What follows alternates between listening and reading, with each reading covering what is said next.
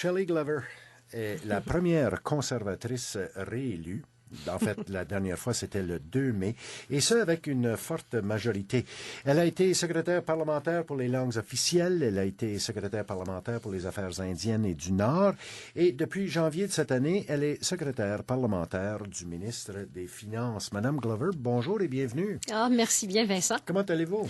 Ça va tellement bien. On est de retour d'Ottawa, puis c'est tellement le fun d'être avec les constituants à Saint-Boniface. Parce que, bon, on dit le congé de Noël, mais c'est pas vraiment un congé. Non, c'est jamais un congé quand je suis de retour à Saint-Boniface. Franchement, là, quand on parle d'Ottawa, tout le monde pense, on fait la plupart de notre travail à Ottawa, mais c'est vraiment ici, dans mon comté, où je travaille avec ceux que je représente pour avancer leurs enjeux. Alors, c'est important de prendre des réunions, c'est important d'aller leur visiter. J'ai des réunions l'un après l'autre pendant toute la journée. Est-ce que vous essayez de répondre à toutes les demandes? Ah, moi, je suis un peu une femme détaillée. On me dit que c'est détaillé, mais c'est parce que moi, j'aime ça voir tout. Moi, j'aime ça voir quand les constituants m'envoient des courriels, des lettres, etc., etc. Puis il y a des fois où on ne peut rien faire. Désolée, mais c'est pas possible. Mais là où on peut faire quelque chose, je fais de tout ce que je peux pour avancer le cas. D'accord. Vous avez été élu, la première fois, c'était en 2008. Vous participiez à un gouvernement minoritaire. 2011, vous faites partie d'un gouvernement majoritaire. Quelle est la plus grande différence? Ah, la plus grande différence, c'est franchement en comité. Moi, comme secrétaire parlementaire, c'est moi qui est responsable du côté du gouvernement en comité. Alors, chaque fois qu'on a un projet de loi, par exemple le budget, qui vient devant notre comité, on a beaucoup plus d'impact en comité parce qu'on a une majorité et les choses avancent un peu plus facilement. Mais à part de ça, c'est de valeur, mais je vois encore les mêmes défis. Le décorum, par exemple, m'inquiète encore une fois, puis ça fait seulement 8 mois qu'on est là. Ben, quand on est revenu, après l'élection même, tout le monde disait on va être sage, on va pas avoir on va pas hurler des insultes l'un vers l'autre. Mais on voit encore ça, puis c'est ça dans la politique qui fait de la politique une espèce ben, c'est bête. C'est bête. Et alors, si on pourrait juste enlever tout ça, comme l'affaire avec M. Trudeau l'autre jour, il y avait des élèves dans la Chambre des communes même quand c'est arrivé, des élèves de, je pense, 9 ou 10e année. Ça ne peut pas continuer. Alors, mais de notre côté aussi, il y a des conservateurs qui hurlent des affaires aussi. Alors, ce défi existe tout de même, mais on a à faire l'exemple. Puis moi, je continue à rester toute calme pendant ces échanges. En tant que secrétaire parlementaire au ministre des Finances, quelle est votre responsabilité? Ma responsabilité, c'est vraiment d'aider le ministre. Nous avons 2 ministres, un ministre d'État et un ministre de Finances. Et moi, j'aide les 2 ministres avec leurs dossiers. Mais plus spécifiquement, comme secrétaire parlementaire, lorsqu'un ministre introduit un projet de loi, c'est moi qui dois l'amener, arranger les débats dans la Chambre des communes, faire certain qu'en comité, c'est moi qui gère le côté gouvernemental. Vous présidez les comités. Exactement. Mais j'assiste aussi toute la liaison avec notre caucus et avec les autres partis. Alors, je parle souvent avec les critiques du NPD et des libéraux et je les aide à comprendre les projets de loi qui sont soumis. Alors, c'est vraiment une des plus grandes responsabilités. Mais moi, je fais des consultations pré-budgétaires en plus au nom de notre gouvernement et c'est ce que je vais faire pendant notre congé. Je vais faire plusieurs. Je vais faire un peu ici à Winnipeg, au Manitoba, et je vais voyager aussi pour appuyer les consultations pré-budgétaires dans les autres places. Et là, je présente ces idées au ministre et ensuite, nous décidons comment dépenser le 250 milliards de dollars des contribuables.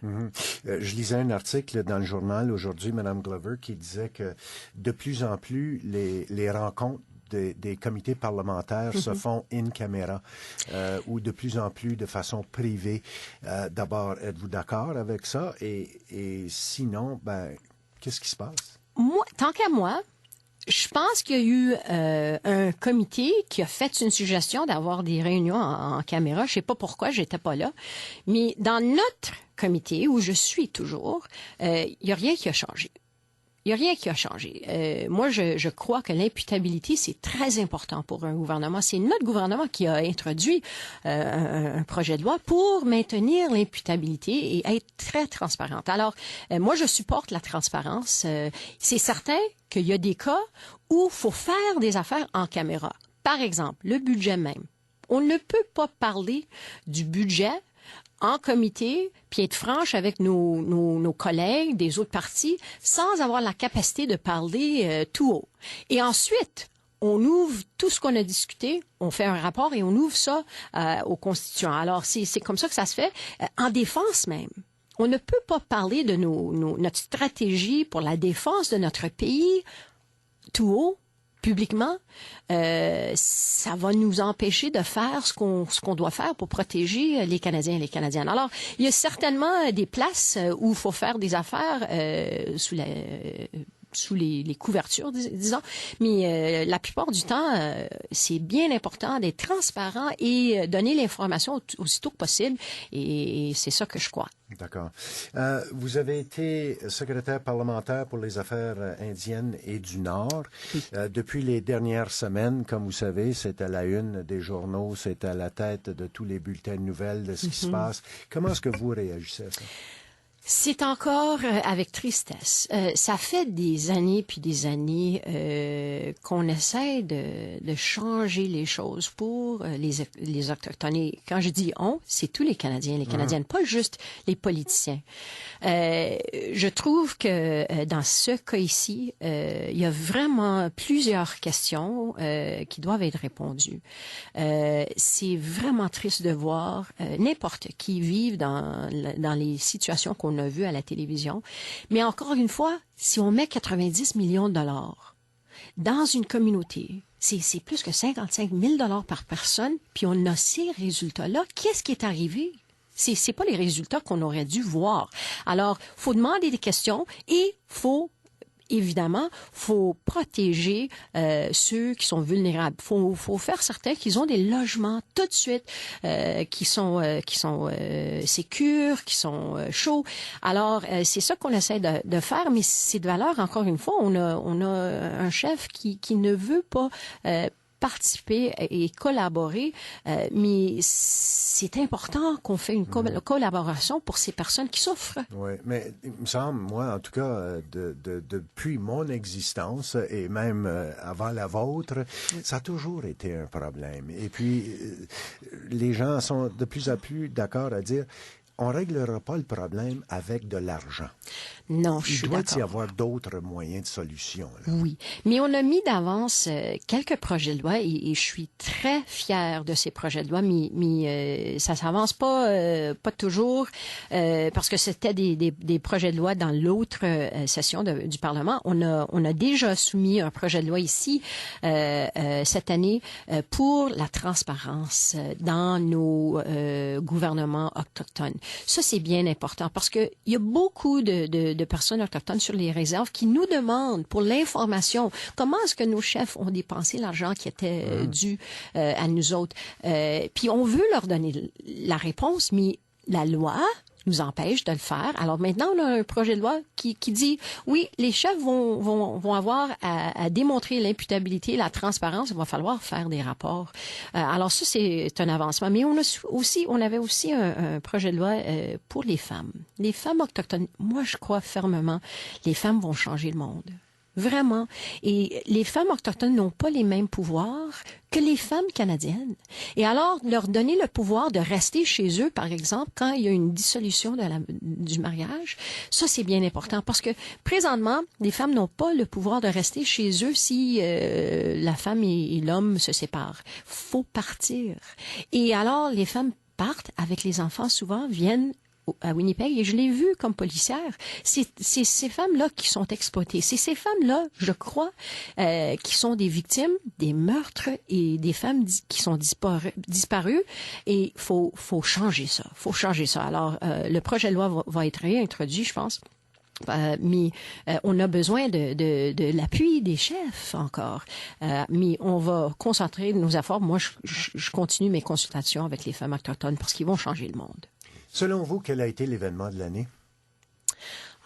C'était... En politique, bien sûr. Oui, c'était la mort de M. Layton. C'est certain. Et j'ai plusieurs amis du NPD qui ont vraiment été affectés. Mais on a vu les Canadiens et les Canadiennes s'ouvrir, pas seulement à M. Layton, mais à tous nos politiciens. Ils ont voulu apprendre un peu plus de la politique canadienne à cause de M. Layton. Alors, il était un homme qui a souffert et un homme qui avait vraiment en tête une vision. Mais ça nous a tous aidés parce que les Canadiens et les Canadiennes connaissent mieux la politique à cause de cet homme. Et puis, ce qu'il a fait avec le parti, c'est tout à fait remarquable aux dernières élections. Et puis là, le voilà. Oui. Il avait passé sa vie pour s'établir là où il était. Et malheureusement, quelques semaines plus tard seulement, il est décédé. C'est tellement triste. C'est toute une histoire. Et je l'ai connu. Il était un homme très gentil. J'ai pris ma motocyclette, ça fait quelques années, là, et j'ai dédié je prends ma motocyclette et je suis d'abord ride captain d'abord pour Ride for Dad. C'est pour recevoir des fonds pour prostate cancer. Et j'ai dédié mon ride à M. Layton, puis j'ai donné mon drapeau à M. Layton après notre ride, puis il était très content et très humble. Et il m'a dit qu'il était pour continuer sa bataille, il était pour gagner. 2 ans plus tard, c'est dommage. Voilà. Shelley Glover, sur une note peut-être un peu plus positive, le Manitoba, Winnipeg particulièrement, reçoit les Jets de Winnipeg cette année. Ouais, go Jets, go! Go Jets, go! Qu'est-ce que ça fait, ça, pour une ville comme Winnipeg, pour le Manitoba? À part de faire en sorte que tous les citoyens, ou à peu près, sont fous comme des balais. Là. Ah oui. mais politiquement, qu'est-ce que ça fait? Je sais pas qu'est-ce que ça fait politiquement, mais pour les Manitobains en particulier, j'ai vu une croissance d'intérêt dans le sport encore ici au Manitoba, mais il y a aussi la camaraderie, camaraderie entre les fans. C'est drôle, quand je marche dans les rues, je vois partout des jerseys des Jets, des t-shirts, des chapeaux. C'est incroyable comment ça nous a réunis comme Manitobains, mais c'était, il y a eu un effet incroyable sur notre population, puis j'espère voir une continuation de ça parce que c'est plus chaleureux, je trouve. C'est bon pour le moral, quoi. Oui, et on est plus chaleureux un vers l'autre parce qu'on a quelque chose en commun. On est tous là pour supporter notre équipe, puis c'est bien de voir ça. Et puis, parlant d'équipe, vous faites partie de l'équipe conservateur à Ottawa. Vous supportez votre équipe, bien sûr. Il y a eu, depuis les derniers mois, il y a eu des choses qui ont été fortement discutées à Ottawa. Je parle, par exemple, de la dissolution de la Commission canadienne du blé, qui n'existe plus. La question que bien des gens se posent, les gens dans la rue se posent, pourquoi est-ce qu'on n'a pas donné le droit de vote aux fermiers sur cette question-là? Puis, premièrement, nous autres, on dirait qu'on a donné le droit de vote aux fermiers. Avec pas seulement l'élection, mais ça fait des années. Si tu aurais pu voir dans la galerie de la Chambre des communes, le soir même où on a voté, il y avait dans la galerie des fermiers de partout dans l'Ouest qui sont venus de leur propre argent. Il y en avait 2 en particulier qui pleuraient pendant qu'on votait. C'était 2 hommes qui avaient tout simplement donné du blé à quelqu'un d'autre contre la loi qui existait. Ils étaient emprisonnés. C'était quelque chose qui leur a affecté pendant toute leur vie. Ça fait des années de ça. Et finalement, on leur donne les mêmes droits que les fermiers ont dans l'est du pays, en Colombie-Britannique. Au Canada, on a besoin